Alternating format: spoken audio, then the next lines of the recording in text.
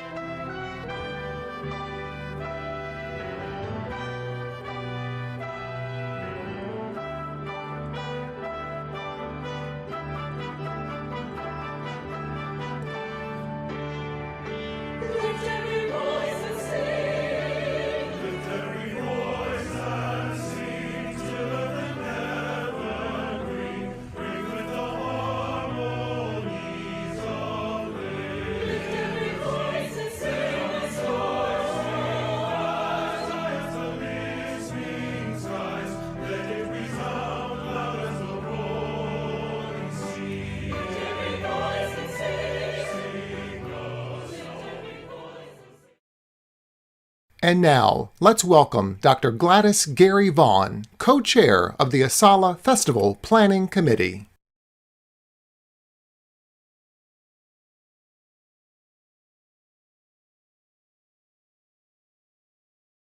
Welcome to Saturday afternoon at the Black History Month Festival. We are pleased to have you join Asala for what promises to be a delightful and very informative conversation about a little known aspect of Black history in the US, that of the role of Black farmers and Black landowners in helping ensure civil and human rights for all of us. We are honored to have with us as panelists today 4 individuals who have devoted their lives to ensuring justice for Black farmers and for Black landowners. And many of them have known each other for a very long time. And I'm pleased to call them friends. I will begin with Dr. Calvin R. King.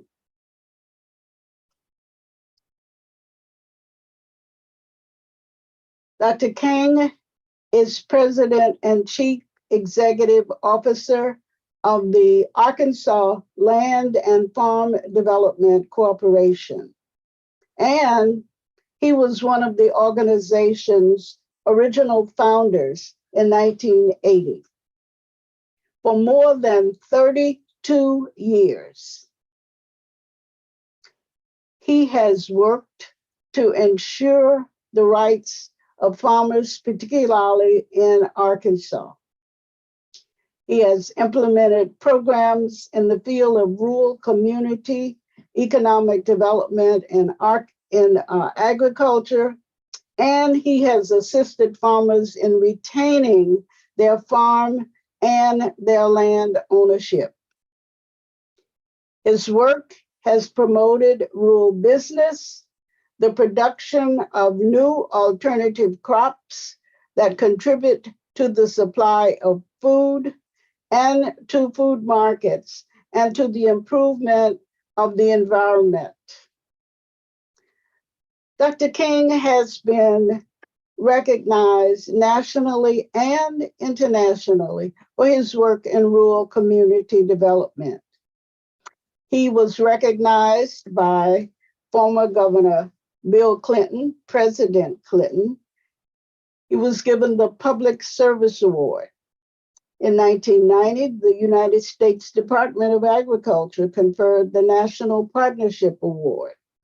And I'm sure many of you will be pleased and excited to learn that Dr. King is the recipient of one of the MacArthur Foundation's Genius Award. He received his award in 1990. He has been showcased in the New York Times, Jet Magazine, the Washington Post, and many news services in the state of Arkansas. Dr. King, we welcome you and we look forward to the many contributions you will bring today. Next is Mrs. Shirley Miller Sherrod. Mrs. Sherrod is a native of Baker County, Georgia. She attended Fort Valley State College and Albany State University. And she earned a master's degree from Antioch University in community development.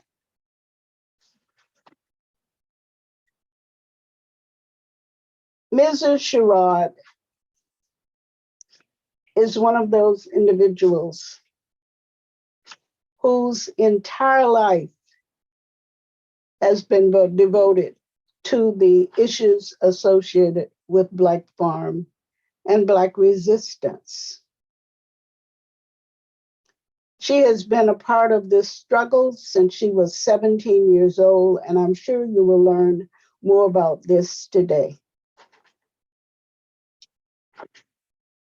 She is the widow of the acclaimed civil rights activist, Reverend Charles Sherrod, who transitioned in October of 2022.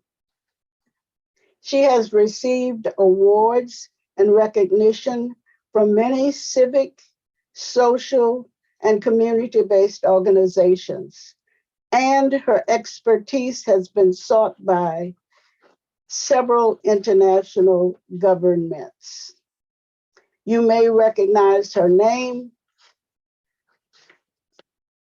from the Breitbart lawsuit when she filed a case against him and his concern for misusing her reputation and her name. After his death, that particular suit was settled. Welcome, Mrs. Sherrod. We know you will have much to bring to this discussion today. Thank you for joining us. Attorney Danya Davy is sitting in for Mr. Cornelius Blanding, who unavoidably is required at a celebratory family occasion. We thank Cornelius for his support of today's program, and we thank Attorney Davy for standing in his stead. Attorney Davy is director of the Land Retention and Advocacy Program at the Federation for Southern Cooperatives Land Assistance Fund. It is one of the oldest cooperative-based organizations in the U.S. that focus on Black farmers, landowners, and cooperatives. It is also among the largest. Attorney Davy is a graduate of Brown University and the University of Virginia School of Law. She has worked at the Land Loss Prevention Project in North Carolina, and she is currently also director of the Federation's Regional Heirs, Property, and Mediation Center, and she also represents Technical Assistance and Outreach Project that manages mediation programs in Florida, the Virgin Islands, Georgia, and Louisiana. Thank you, Danya, for joining us today. We're very pleased to have you among us.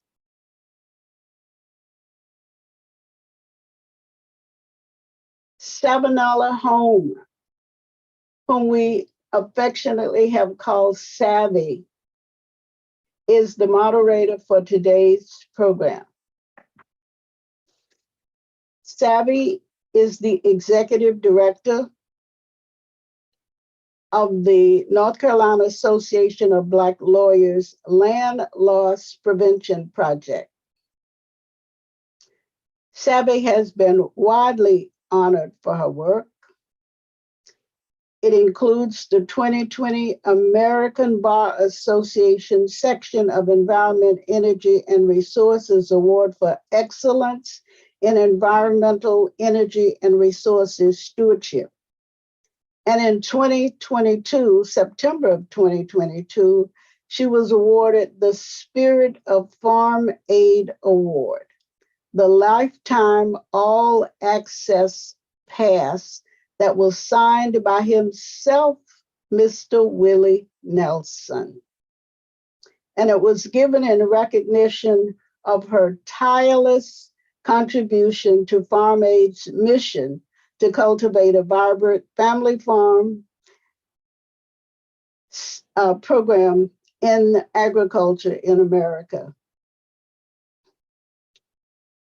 Savvy is a graduate of Rutgers University School of Law and the City College of New York. This is our panel and our panel moderator. And now, Savvy, I turn the program over to you and Dr. King and Mrs. Sherrod and Attorney Davey. And thank you all. Thank you, Dr. Vaughn, not only for the introduction, but the invitation to be part of this program and also in recognition of your own work in this field at USDA and your graduate study at FAMU to provide the resources that Black farmers need to thrive in these difficult times. So I just want to recognize that your work has made a contribution for all of us. And so we thank you. I want to thank the audience for being with us. And I hope that you will leave here with a renewed sense of purpose to work within your families to protect and preserve land ownership.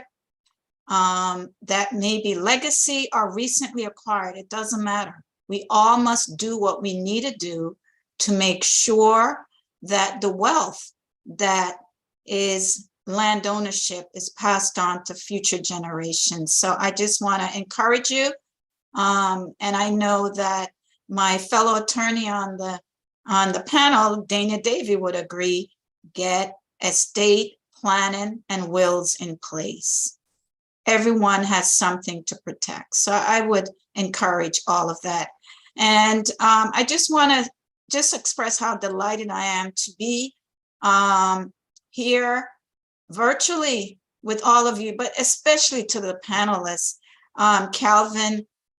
Dr. Calvin King, that I've known for many, many, many years, actually, since I entered that space of Black land rights struggle back in 1998. And Sister Shirley Sherrod, who basically has taught me so much.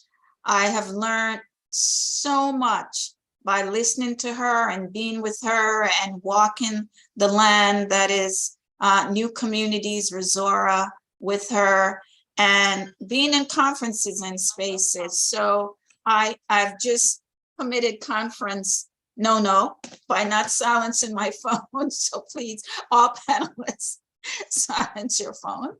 And Dana Davey, I've known for many, many years and seen her growth and development in this space.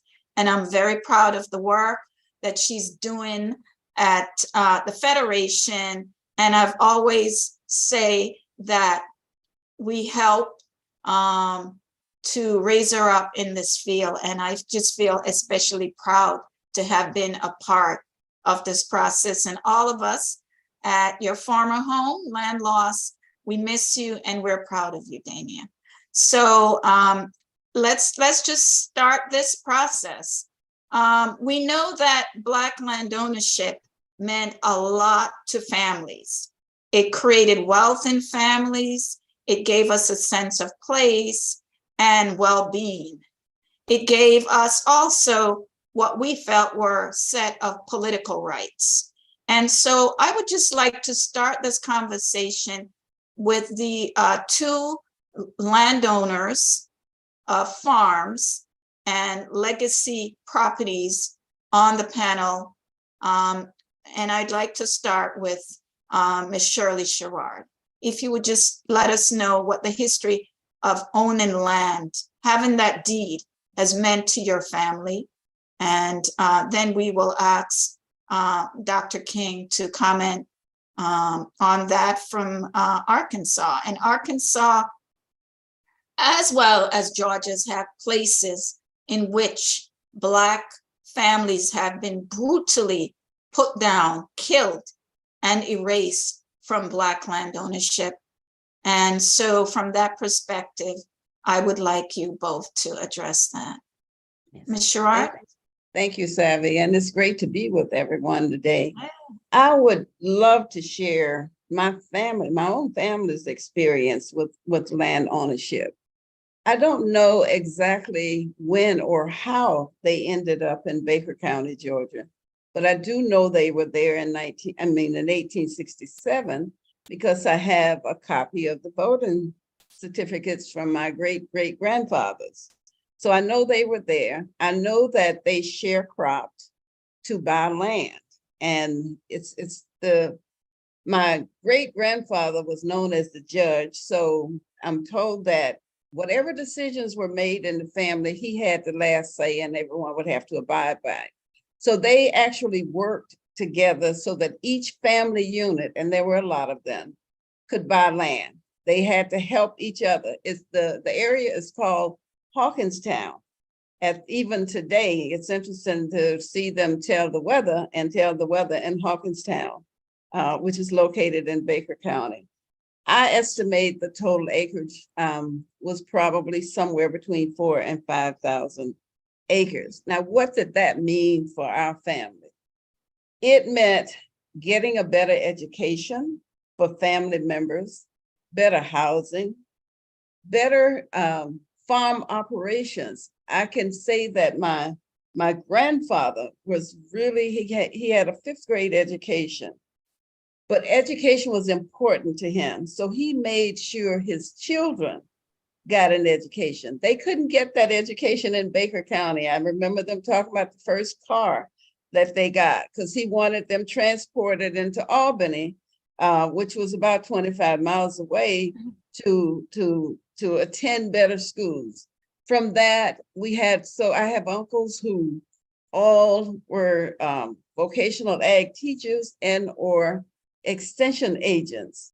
And my uncles were extension agents back in the day when Black extension agents could only work with Black farmers.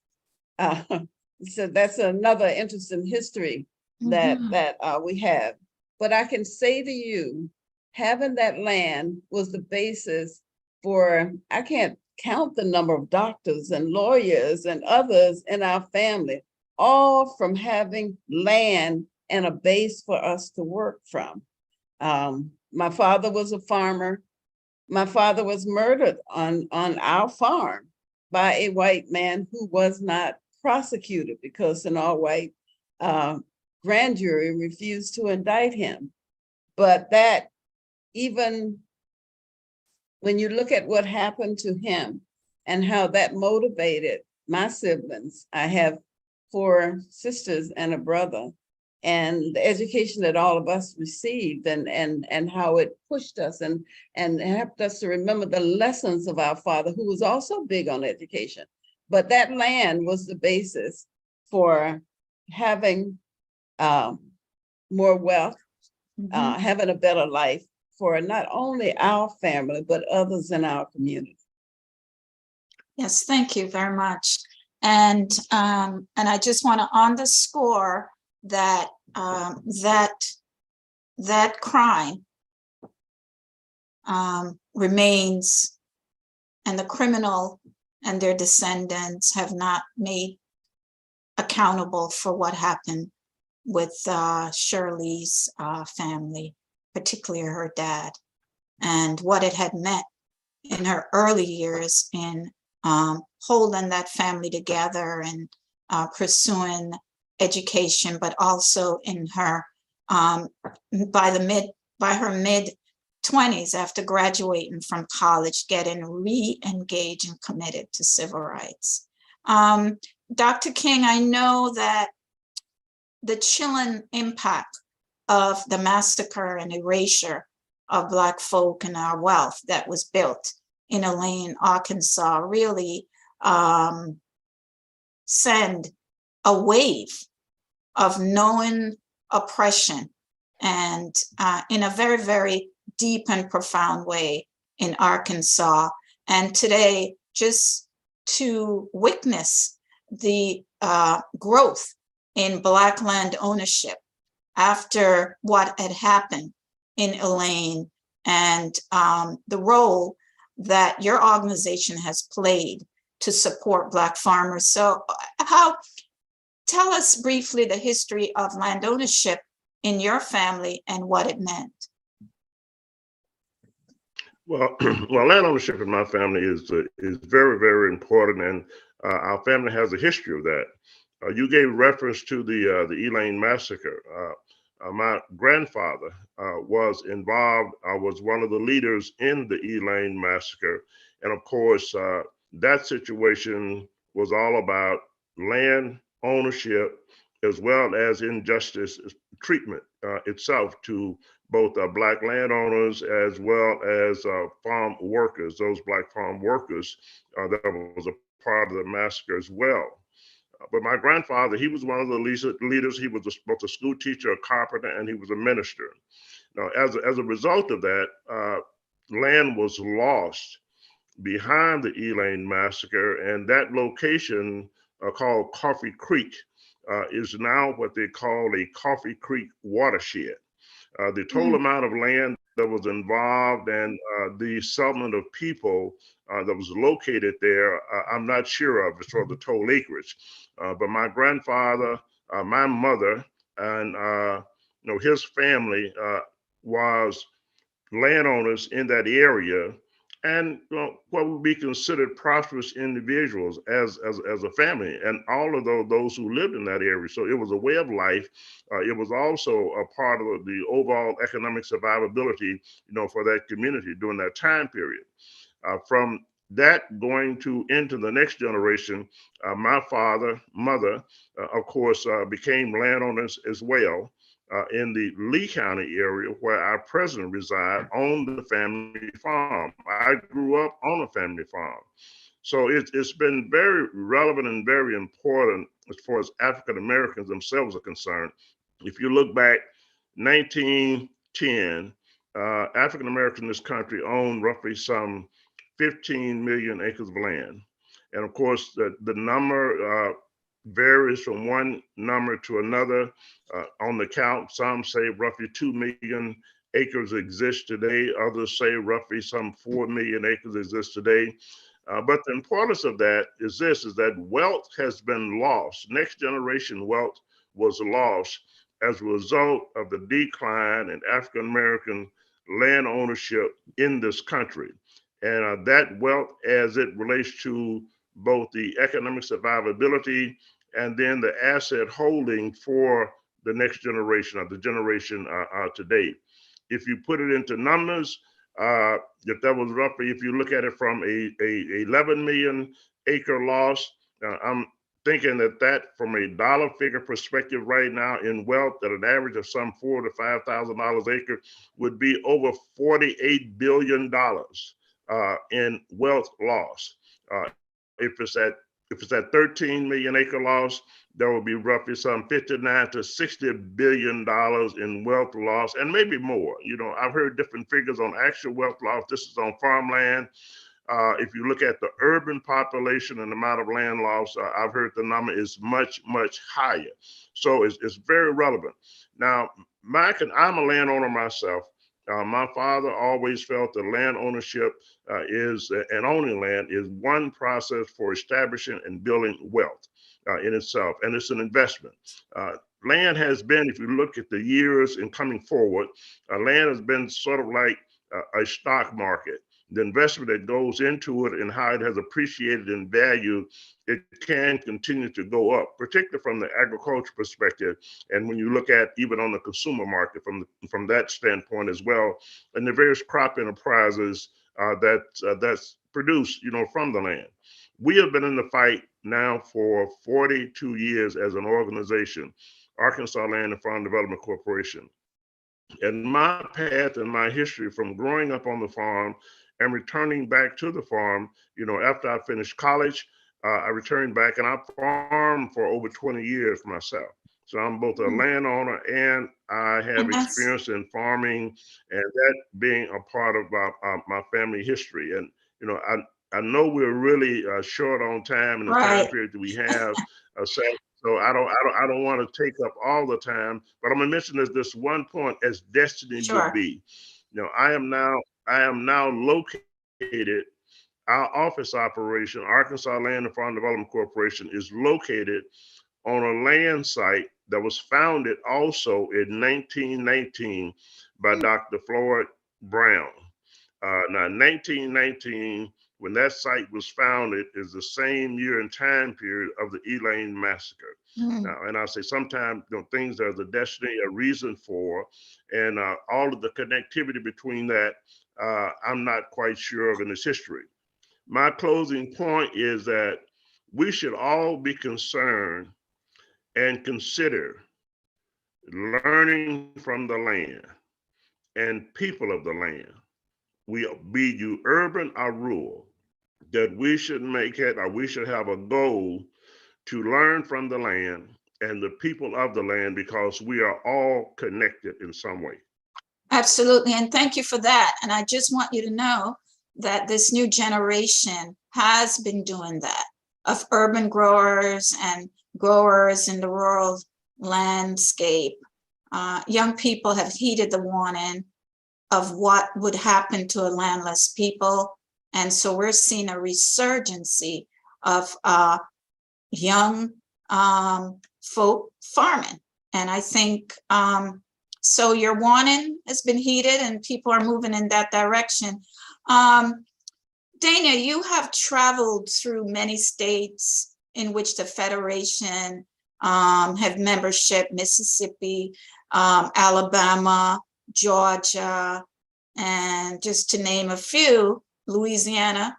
And I just want you to just kind of just tell us what your impression is from interviewing these farmers, and that you have done a lot of doing in preparation for the intervention that the Federation made last year to secure rights of Black farmers in a lawsuit. And what percolates up in your mind about how people feel about having that deed, having that ownership, and why it's worth the struggle to fight on? Thank you, Savvy, and thank you for inviting me to be a part of this conversation. I feel a little bit overwhelmed by the panelists that I'm sharing this conversation with, because they are definitely major icons, giants in this field, and absolutely people that I've personally idolized my entire career. And so I'm very honored to be a part of this conversation. And I do bring greetings from the Executive Director of the Federation of Southern Cooperatives Land Assistance Fund, Cornelius Blanding, who is celebrating a wedding in the family. And what better way to resist oppression than to celebrate Black love and Black joy? And so I think that's very much in the spirit of what we're here to discuss today.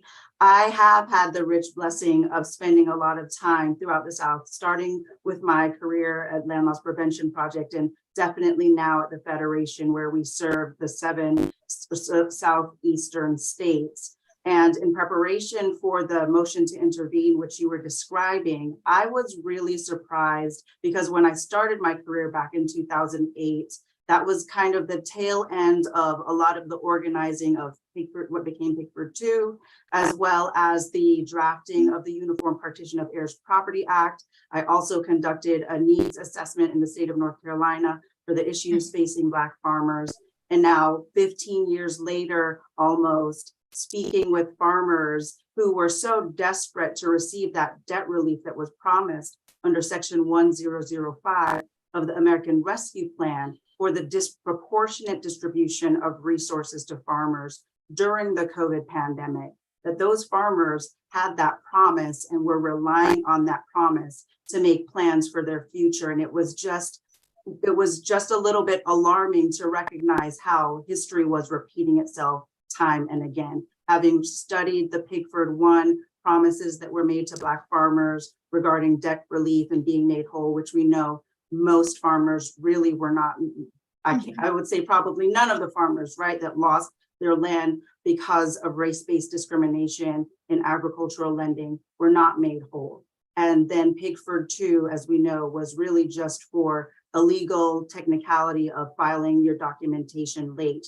It wasn't that farmers actually received any resources that would actually allow them to reacquire their family's land and farms. that had been lost. And so to hear those same arguments about Pigford having resolved the issues that Black farmers faced in discrimination being stated by people in Congress, being stated by people in court to challenge the constitutionality of Section 1005 of the American Rescue Plan was very disheartening. And then those claimants that we spoke to, the Federation did file a motion to intervene so that the courts could consider the experiences that Black farmers have historically and continue to face when they try to secure credit. And as we know, credit is instrumental to both agricultural production as well as maintaining your land. And without that, it's very difficult to maintain any form of whether it's agroforestry, agrotourism, or traditional agricultural production. And naturally, that's going to have a chilling effect on the next generation wanting to stay around and maintain that land. So to hear our farmers and landowners talk about this debt relief really giving them that hope that finally that promise would be realized after generations of that promise and justice being delayed and denied, that they were finally going to be free of the debt burden on their land. They would own their land free and clear so that they could continue to farm, continue to provide for their communities. And as we know, as our country shut down during the COVID pandemic, our Black farmers were first responders. They were the ones providing food to their communities. And even Federation members and cooperatives were providing food all the way up to New York. And so we know that our farmers are continuing to be those first responders to the needs of the community, especially in times of crisis. And to hear that this country is still not willing to stand up and keep those promises. And even though we were able to successfully convince the appellate court in the Fifth Circuit, all of the appellate judges agreed that the Federation should intervene in that lawsuit and really show how the government had an interest in addressing this historic discrimination, as well as a narrowly tailored solution that by providing debt relief to Black farmers, that really signaled to us that there is an opportunity, an ongoing opportunity for civil rights advocacy, not just in the legislature, but also in the courts with regard to Black farmers. Because as Dr. King and Mrs. Sherrod shared, these histories, you know, they are very stark and they're very well documented. The farmers that we speak with, they have all the receipts, as the young people say, right? They have their documentation, and especially working with heirs property landowners, you'd be really shocked. I think the public would be shocked to see how well preserved some of these historical experiences and histories have been preserved by these families. And I think it's really time for our community, for the entire Black community, to really take Dr. King's charge very seriously, that we really, you know, restore the power from the land by relating to those people of the land and all of the lessons that that land holds for our people. Thank you, Ms. Davy. And of course, just to circle back to a few of the points you've made, is that what should be apparent to everyone is that the historical records within families of land ownership was not lost. You heard Ms. Sherrod spoke to, documents going back to the 1880s, and even today, circling through the records of the very land that the Arkansas Farm and Land Development Corporation sits on, right? In terms of it being connected to Elaine. And so there is this land narrative that is that's a through line when you hold the title to land that could quickly be stitched together into a mosaic of African-American struggle to hold on to that land across the spectrum of where we may farm, whether it be in the Delta, the Southeast, Louisiana. It all is a continuous narrative of holding on to land holding on to titles and holding the specialness of what that land meant to ancestors and wanting to keep that alive. And I must say, it came with certain risk in with what you've just said, Dana, that farmers stood up and and did affidavits about what they were dealing with and what it meant to hold on to the land, and that the PROHA offered or promised relief that didn't come, how that could compromise continuing land ownership. So I just want to thank you all for those comments. I want to circle back to really the larger theme of this panel, which is around the engagement of Black farmers in our civil rights struggle and how that was expressed in the very, very early movements. And I must say, it really is a continuum. It's a continuum of resistance, right? So it wasn't like we needed something especially to happen in the 1960s. That was a continuum. That is just a period that we measure time and events by. But even during that period, the period of since Brown versus Board of Education, right, coming out of Arkansas all the way to 1969, that classic period that we call the civil rights period, we witnessed one of the largest decline since the Great Depression in Black land ownership. It was called the 6 million acres left. And recall Dr. King mentioning the 15 million. So we're now down to 6 million in the era that we were struggling for civil rights, for economic rights, and political rights. So that needs to be on the score, that there was a concerted effort to strip down what was left of Black land ownership because Black farmers were so engaged in this struggle. And Shirley, I know that this period, the period of the civil rights era, really led you and the movement of Southwest Georgia and new communities to really work at solidifying political rights at all costs. And I'd like you to just give us a sense of what that meant for you as a young woman in that struggle, and why we also today need to continue in this vein. Yes. So Savvy, during the civil rights movement, we would get arrested. It was those farmers who owned land who could bond you out. Early on in SNCC's existence, paying bail could have crippled the movement, so they came up with jail, no bail. But when you work in these communities where there's not as much attention outside of the area to what's happening, it was those farmers, those landowners who were the backbone of the movement.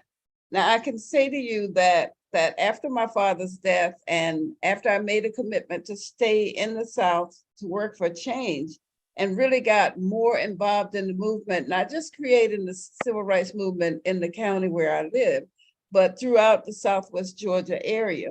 One of the things that was happening is that as people participated in the movement, they would be kicked off the land owned by white people. And I'm located in the area where even today there are lots of plantations. Mm-hmm. Plantations they were owned by people, families you would know, like Woodruff, who was out of Atlanta, 33,000 acre plantation in my home county. So participating, people who did not own their own land found it very difficult to participate in the civil rights movement. And we had to make a way for them. So many times we would have families showing up at a mass meeting because they've been kicked off the land. And we wanted to find a solution for that. We knew that land ownership, I know my family and many Black people knew coming out of slavery, I always say two things were very important: owning land and getting an education. So we had to try to develop a solution to that. During the summer of 1968, my husband and 7 others traveled to Israel to look at how they were resettling their people. They came back and we decided to create an organization that we called New Communities. We got our hands on 6,000 acres of land. Can you believe this? This is 1969-70. 6,000 acres of land. I had an uncle, it wasn't my land to own by myself, but he would always say, my family called me Ann. He said, you are no longer just Ann, you Miss Ann. Because he's looking at all of this land. Now, being still very young in this work, I just didn't think people would fight you so much for trying to help yourself. But we received not only political opposition, but there would be shooting at our buildings and so forth. White people knew the threat this could mean. They know what having land means. And that's why they work in every way, even today, to try to take it from us. And we have to work just as hard to try to hold on to it because it means so much for our people. It means a better life for our people. It means being able to feed ourselves. Dania mentioned getting food out even into the Northeast. This is what it can mean for us as a people. Even getting on to healthier eating. I'm some of the projects we have going on now speak to that. But anyway, 6,000 acres of land is a lot. We lost it due to discrimination. It hurt. It hurt really bad. It affected my husband for about 10 years. It was hard for him to even move on beyond it. But you don't give up. I say to young people, and I say to everyone, we cannot give up the fight. My father was murdered in 1965, and this is 2023, and I'm still fighting, and I will fight until the day I leave this earth. It's just that important for us and our people. But farmers, you hear of the big names in civil rights. You don't hear of the names of farmers who risked their lives on a daily basis, risked their ability to be able to take care of their families. But in spite of all of what could happen to them, they worked, they put their land up, and they fought. They were not standing, you wouldn't find them always at the front of the line, but they were there to back everything that was going on. That's and I wonder, Dr. King, how was that expressed in Arkansas in terms of Black farmers' engagement with the civil rights struggle of the day? Well, I would say the same thing as Shirley just gave reference to. I was in high school, of course, when the civil rights had really hit a peak point, in the 60s. And my brother, he was involved and engaged in that. He's now deceased. But it was the farmers, those who were more independent and landowners, who were able to really financially support the civil rights movement in our movements in Arkansas, particularly in the rural areas. Now, as far as and going back again to 1919 and coming forward to the civil rights movement, all of the policy issues we have worked to address, the laws that were discriminating, just as the Federation of Southern Cooperatives has, which is the mentor organization back to our organization when we got started in 1980. But those laws that were adversely affecting African Americans and land ownership, tax laws that were not being administered in a fair manner at the local level. Of course, part of the civil rights movement was to establish or to get leadership into the courthouses. And through those courthouses and where you would pay your taxes, and when taxes went delinquent as far as the history itself is concerned, those laws were administered in an unjust and unfair manner that resulted in a lot of African Americans' land loss. And that's what I experienced was, and what the history showed on that the property supposed had been sold at a tax sale, and those sales during the civil rights movement was behind, and before the civil rights movement was behind closed doors. And of course, we were not behind the closed doors. And the ones who had an interest in adjoining land was acquiring that property. In a lot of cases, they were land speculators, that was taking advantage of African Americans, both those individuals who did not know and understand the law, that they had a right to redeem that property over a period of time, but even in an attempt to try to redeem it, then again, the justice system was not working, as Shirley gave reference to in the loss of the 6,000 acres. The justice system was not working for African American farmers during the civil rights movement, and when there were very serious adverse actions being taken by way of what was the law in the system and through the courthouses, and what the civil rights movement itself was all about on discriminating practices. Again, the law itself been administered in a way that was discriminatory against African Americans.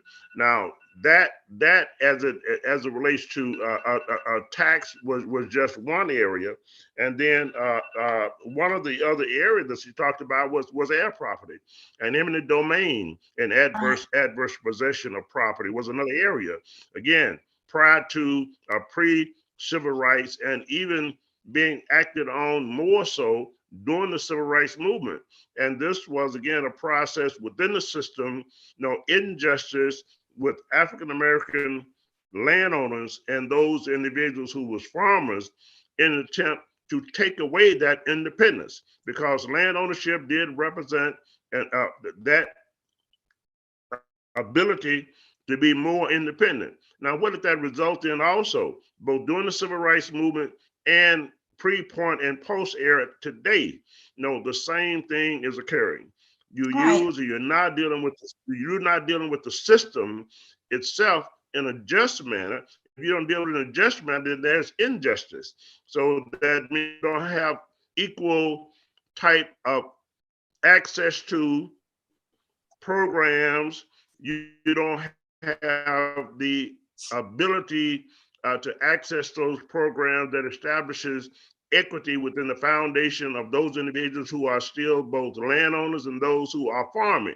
So the same system that worked during the civil rights movement, prior to the civil rights movement, continues to work today, both by way of law, both by way of administrative practices, as it relates to what is law that provides for injustice on the part of the African American community. So, civil rights movement, pre-civil rights movement, Elaine massacre in 1919, 1910 coming forward, and the contribution to the tremendous amount of land loss that has occurred.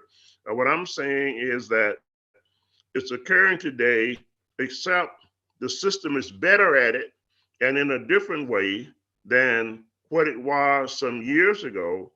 But if you look at the American Rescue Plan, and you look at the Inflation Reduction Act itself, and you look at the New Deal and what occurred there, the 40 acres and a mule and what occurred there, what had just occurred recently in current time, in today's time, 40 acres and a mule, inflation of the, again, the New Deal, the occurrence with that, we didn't get equal treatment, we didn't get fairness, we didn't get justice in the process, didn't get justice in the process of 40 acres and a mule, and the American Rescue Plan and Inflation Reduction Act, same occurrence today as what occurred pre and during the civil rights movement, coming up to the civil rights movement during that time and era. So there is even today, we now should be more engaged. And organizations have to be more engaged. and the public as a whole, and particularly with what has just come on the horizon in the 2018 Farm Bill, when talking about urban agriculture and what that represents, you'll find the same thing that occurred in dealing with rural farms, the control and access, which will end up being in African American communities, in accessing property, and they become urban farms, and in suburban areas and how they're created, then we will not be a part of that economic opportunity. So I'm going to stop there, Sally. I know. Thank you. I think I might be a failed moderator, but everything you're saying, we need to hear. We need to hear it. And, I don't want it to appear that the Federation didn't play a pivotal role in the civil rights struggle around land and the engagement of their farmers. In fact, the Federation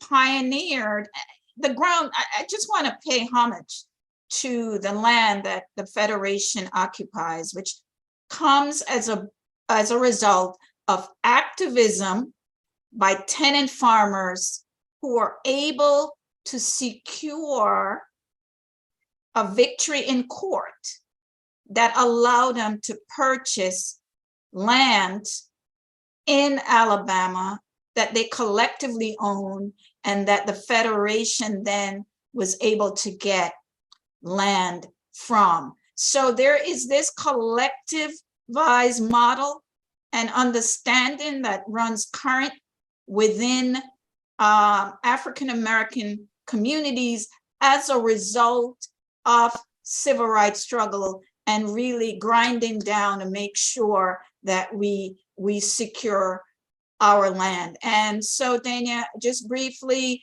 I know that the other part of the Federation's name, the Land Assistance Fund, came out of the Emergency Land Fund and those strategies. Are you all seeing how you could use some of those strategies honed in the civil rights struggle today in your work? And what does that look like moving forward?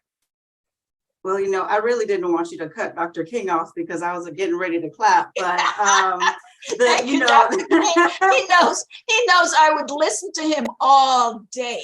I have to keep muting because when Mrs. Sherrod and Dr. King are talking, I want to be like, I understand. And he knows it's pure love. It's pure love, Calvin.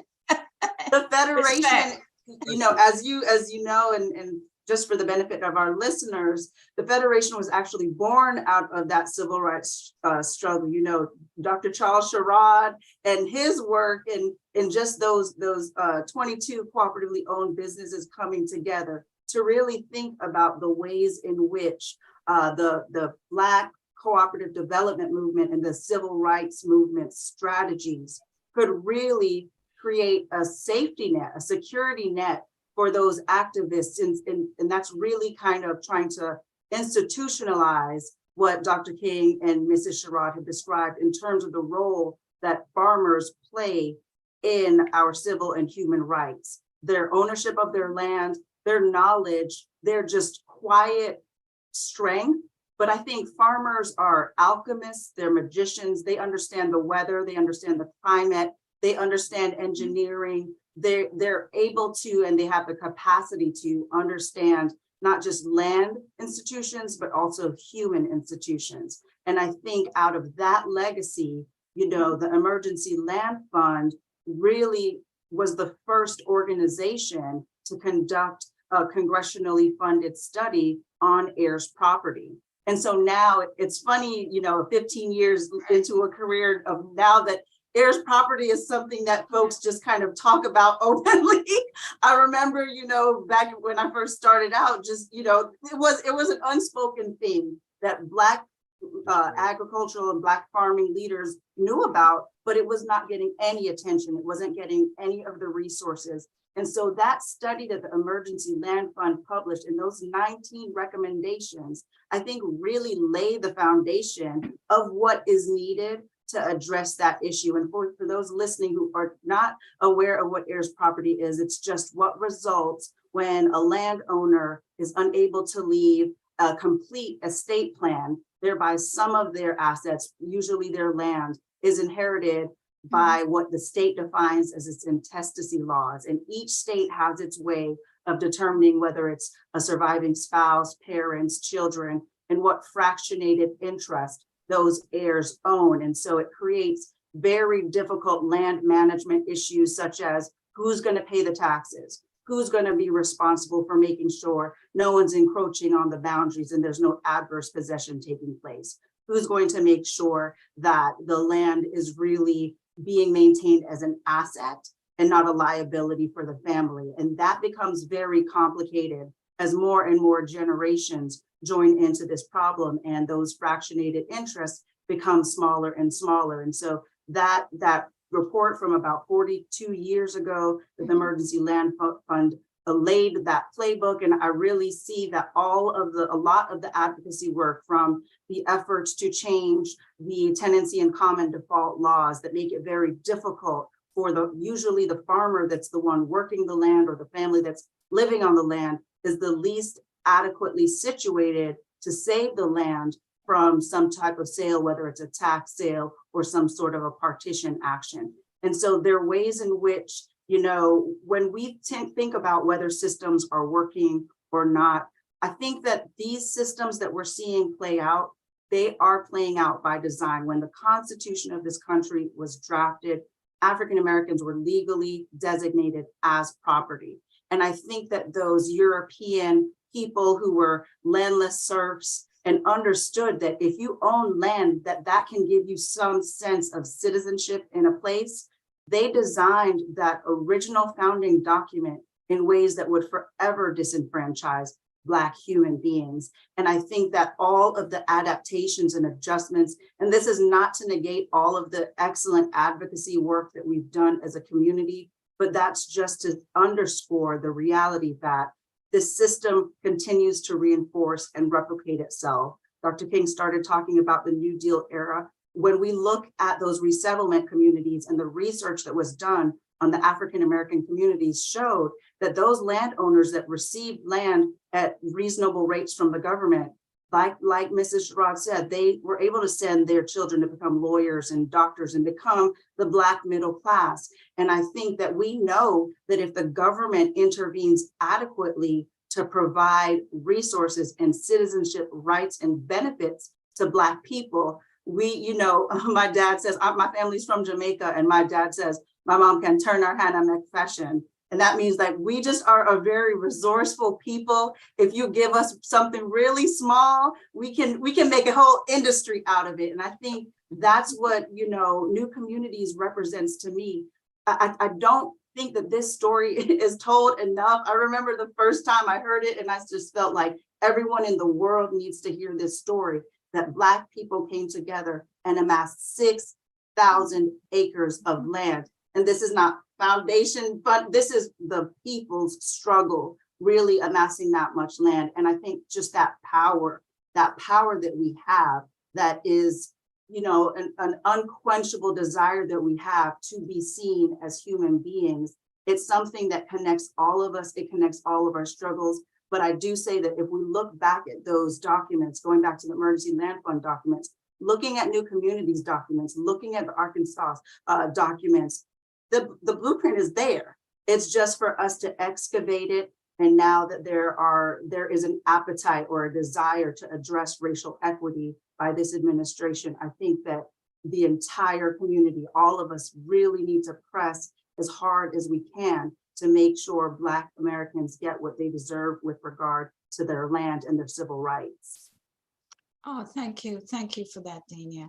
And I just want to underscore that with the New Communities and, the land ownership that they were holding down, not far from New Communities, you also had the Nation of Islam holding down, was that upwards of 10 or 5,000 acres? Somewhere around 5,000 acres. Yeah, so there was a real forward press on behalf of organization and Black folk organizing on solidifying land ownership in a concentrated way in the South.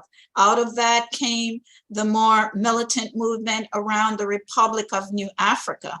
And even some of the Federation farmers came out of that movement, and they learned land defense strategies, the strategies that were within the playbook of the Emergency Land Fund. So I'm saying this to say that there was really a current running through our communities in the South that created methodology honed within those communities of how to combat loss of land and to deal with oppressive system coming from the state and local white supremacists, including using the state apparatus honed already by them to suppress and to strip back Black land ownership.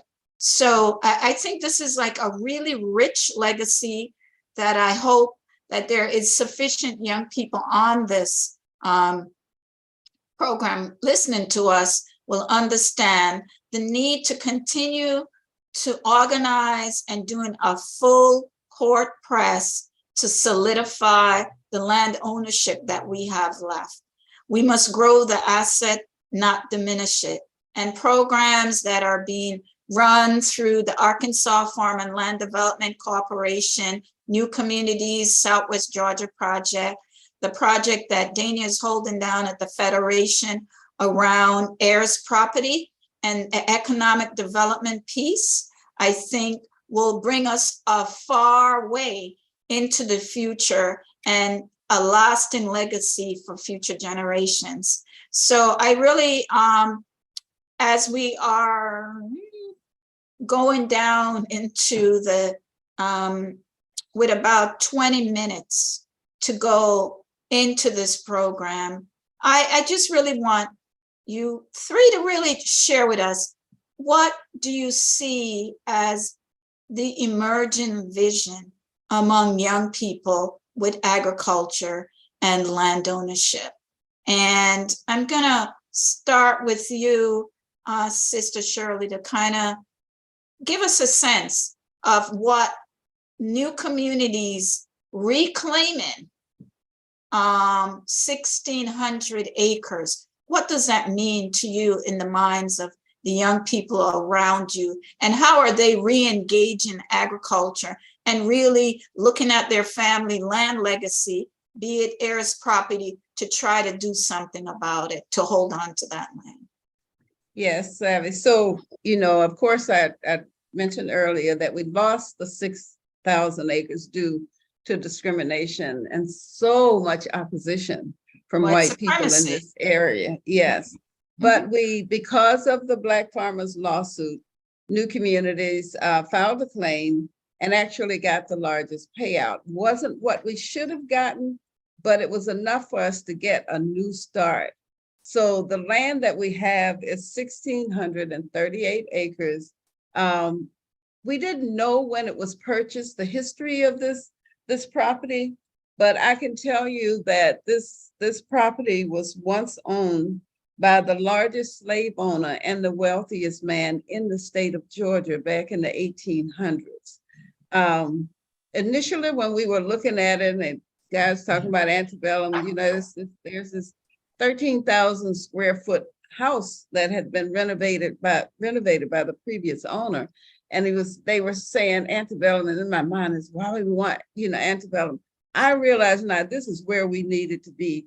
This is where we could help our young people understand our history, understand what it means to own land, come for the healing that can take place on this particular property, and learn how to be good farmers and how to work together cooperatively with each other to develop a base for using the land that we have. For example, we have 200 acres of pecan trees, and we've managed to grow a quality product and get it into a good market. But that's not all that New Communities should be involved in. We've got to work with pecan growers in the area. So we're developing a cooperative and working with those farmers to get their quality to where it can be and should be in order to participate in markets. We're bringing new crops. One thing I'm very proud of, and this is helping to bring the young people in.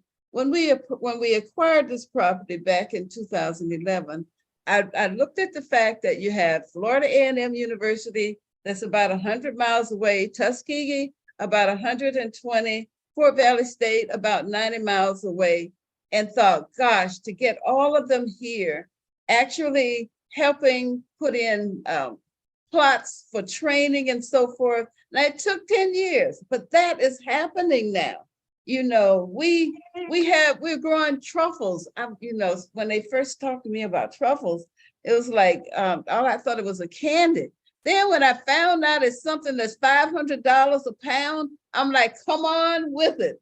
Because so introducing new crops, we have oranges, we have muscadine grapes, we have rice, we're growing rice, cooperating with another group, using less seed, less fertilizer, and less chemicals. So these are things young people are interested in. I always tell them, no, we're not growing cotton. I picked cotton on our farm when I was growing up, and that's the last thing I want to get to. Although I do tell them that there are machines to pick it now, but growing crops that won't take as much land and good for the environment. This speaks to our young people, and we have to continue to do things like this to bring them in. They get it.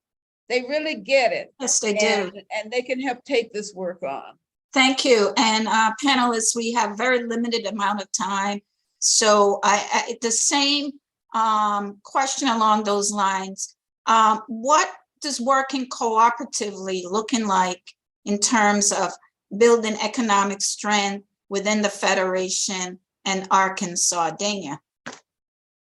Well, I think we could have ended with what Mrs. Sherrod just shared, but I do think that building cooperatives is a critical component. And as a matter of fact, one of our Farm Bill priorities for the Federation is to make sure that all USDA sub-agencies and all of the funding that's available is also made available to development of cooperatives. Cooperatives serve a very unique role in making sure that, you could be a small family farmer. We know that most African Americans own significantly less than 100 acres of land. And so to be competitive in a market that's now a global agricultural market, it really takes what our ancestors, what all of the activists that have come before us, and new communities, all of these organizations have taught us that working cooperatively is the way to really give our folks the resources, the access to the networks, and the access to the market to really be successful. And I think if we can teach the next generation to forget about this individualistic culture that has been kind of, and we've been indoctrinated with and acculturated to, I think that if we go back to that, working together, working cooperatively and building cooperatives, that can be a huge source of strength for our community, both in the rural setting and the urban setting. And thank you, Dania. And last word, Dr. King, I just want to note that in Arkansas, we now have a significant asset base owned by an African-American farm family between Virginia and Alabama and Arkansas. They have the only African-American large-scale rice processing plant in the state, situated in Arkansas. Give us a sense of what your vision is for the future for Black farmers moving forward. 1 minute. Well, let me just say one thing. The processing plant you gave reference to is owned by the Haney family. Of course, P.J. Haney, he's a friend of mine. I also know his father, so he's the second generation. I think that's very significant. Moving forward from now, we have a program called Youth Enterprises and Careers in Agriculture. I see moving forward is giving our young people access to the information where they have a better understanding of agriculture, not just from the production aspect of it, but also from the leadership opportunities from a career perspective, how to prepare themselves for that. And we work with our youth to give them a better understanding of it. Some of the results of that, we have some of our youth, those who have gone through our youth program are based in Washington, D.C. now, heading certain USDA programs as relates to both land retention and also serving in very key leadership roles. My closing point on that is that we also reclaimed a part of that land that was founded by Dr. Floyd Brown in 1919 that totaled up to 800 acres. Arkansas Land and Farm Development Corporation was able to reclaim almost 300 acres of that land where the Fargo Agricultural School was founded in 1919. And that's where our office site is located now, on that farm, and where we carry out our youth enterprise and careers and agriculture program, as well as our farm mentoring program. Those who want to become beginning farmers, understanding production agriculture, as well as other enterprise opportunities, and the amount of technology that's involved in agriculture as well. We have to give more exposure moving forward. Right. We must give more exposure to our young people. We are partnering with the University of Arkansas at Pine Bluff as the third phase of our youth program, Alcorn University and Tennessee State University as a new phase that we're going into now with our youth program. So partnership is a necessity from both the institutional aspect of it and community-based organizations in order for us to build more strength to address the challenges of the present and the future. And thank you all. Thank you all for your comments. I just want to underscore the need for continually building cooperatives and partnerships. We're seeing that a new generation of that coming up in Arkansas, in the Federation's work, and with the expansion of even cooperatives in the Federation and the work that Sister Shirley Sherrod described with the land grant institutions coming together. We also have seen major development within the NGO, CBO world in terms of African American coming together to develop with Florida A&M University, the first ever African American community-based organization, development of an agroecology center that is partnering with the land grant institutions. So we're seeing a lot of very nuanced collective models coming up in land ownership that'll take us the distance. And we're seeing a lot of collective models coming in, interplaying between the land grant institution and community development institutions. And so for me, we leave this space knowing that the activism is there, the vision is there, the commitment is there, and we're moving unabashedly proclaiming that we belong here as African-American landowners and farmers, and we will not be shaken. We will do everything within our power not to lose one more acres. And these organizations are committed to that. And I just want to commend them for their work in the space. And I love you all. Love you too, Sally. Thank you. Great to see you, Kevin and Daniel. Same here. Dr. Vaughn, you want to take us home? Oh, so very much.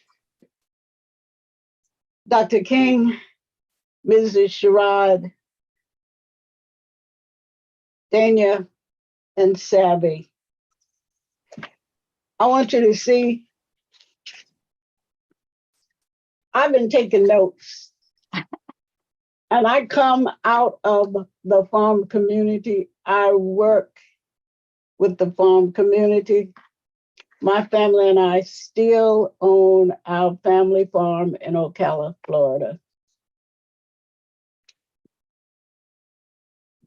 And some of the principles that you mentioned, holding on to the land comes with risks. And we need to understand that. We need to understand, and quite frankly, be fearful of becoming a landless people. Dr. King mentioned learning from the land and learning from the people of the land. That's another important principle we need to carry forth. Mrs. Sherrod mentioned ensuring that the historical record of land ownership is not lost. She repeated for us some of the records of her family's land ownership. Ladies and gentlemen, you have shared your firsthand experience in Black resistance with us today. And in doing so, you have enlightened many. And we at Asala are deeply grateful. Thank you so much for spending your Saturday afternoon with Asala. Thank you, Dr. King. Thank you, Mrs. Sherrod. Thank you, Attorney Davey. And thank you, Attorney Horn. Thank you.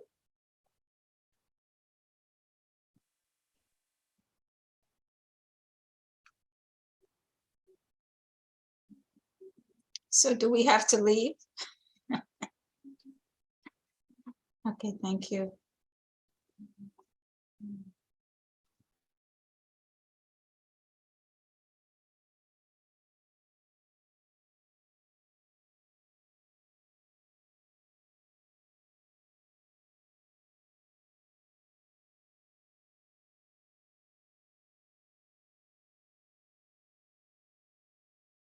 Please be sure to join us for our upcoming programs that will be underway throughout the entire month of February. On Sunday, February the 5th, Asala presents a very special program entitled Warrior Queen Nzinga, Tell Them We Fought Back. This program will start at 5:30 p.m. Eastern and will be available on Asala TV. On Monday, February the 6th, Asala presents the first of 3 Asala Virtual Author Book Talks. This program will begin at 6:30 p.m. Eastern on Asala TV.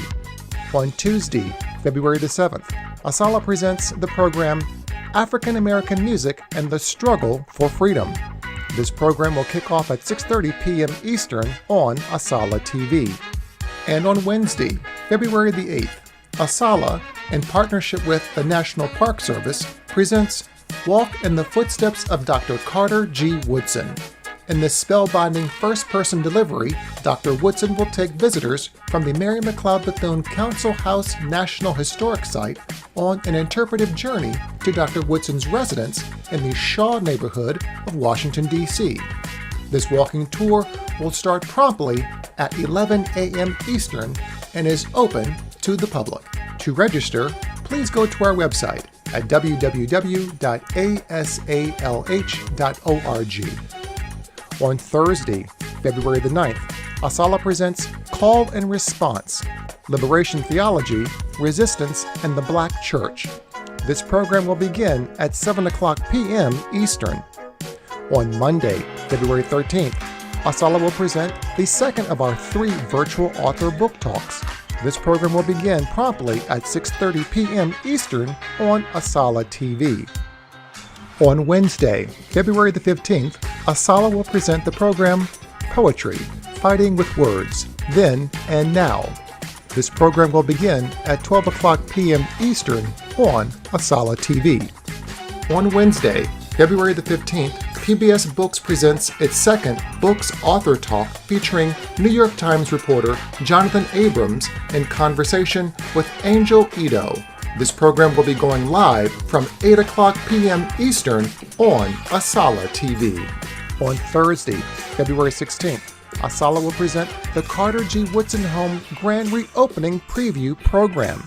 This program will start at 6:30 p.m. Eastern on Asala TV. On Sunday, February 19th, Asala presents Preserving Black Resistance. This program begins at 5 o'clock p.m. Eastern on Asala TV.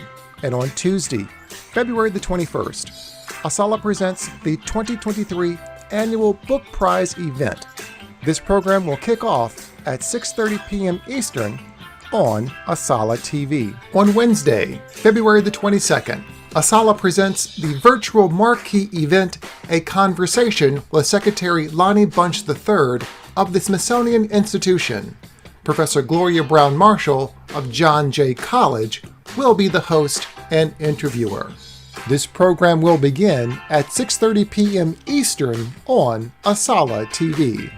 And on Thursday, February the 23rd, Asala presents Resistance and the Black Press. This event will start at 7 o'clock Eastern on Asala TV. On Saturday, February the 25th, Asala presents The Chisholm Effect National Tour Campaign 72. This performance will be held at the Arc Theater located at 1901 Mississippi Avenue Southeast in Washington, D.C. Performance begins at 1:30 p.m. Eastern. For more information on how to acquire tickets, please visit our website or call our office for more information. And on Monday, February 27th, Asala presents the final installment of the virtual Arthur Book Talks, beginning at 6:30 p.m. Eastern on Asala TV. And on Tuesday, February the 28th, Asala will conclude the month-long festival with our closing program starting at 6:30 p.m. Eastern on Asala TV. We would also like to thank our sponsors who have made this festival possible with their generous support and financial contributions. First, we would like to thank our legacy sponsors and our History Maker sponsors, our preservation sponsors, and our media sponsors. Without your help and support, this event would not be possible. If you would like more information on how to be a sponsor or a member of Asala, please go to our website at www.asalh.org to learn more about how you can become a part of History in the Making with Asala. Or you can contact our offices at 202-238-5912. And don't forget to subscribe and hit the notifications bell for our YouTube channel, Asala TV, so you can be alerted to all of our programming when we go live. You can also follow us on our social media platforms via Instagram, Twitter, and Facebook for the latest information pertaining to all of our virtual events for 2023. We look forward to seeing you at our next event right here on Asala TV. And now, to close our second festival program, here is Dr. Patrick Daly, Professor of Voice at Tennessee State University, performing a medley of freedom songs. Lord, how come me here? Lord, how come me here? Lord, how come me here? I wish I never was born. There ain't no freedom here, Lord. There ain't no freedom here. There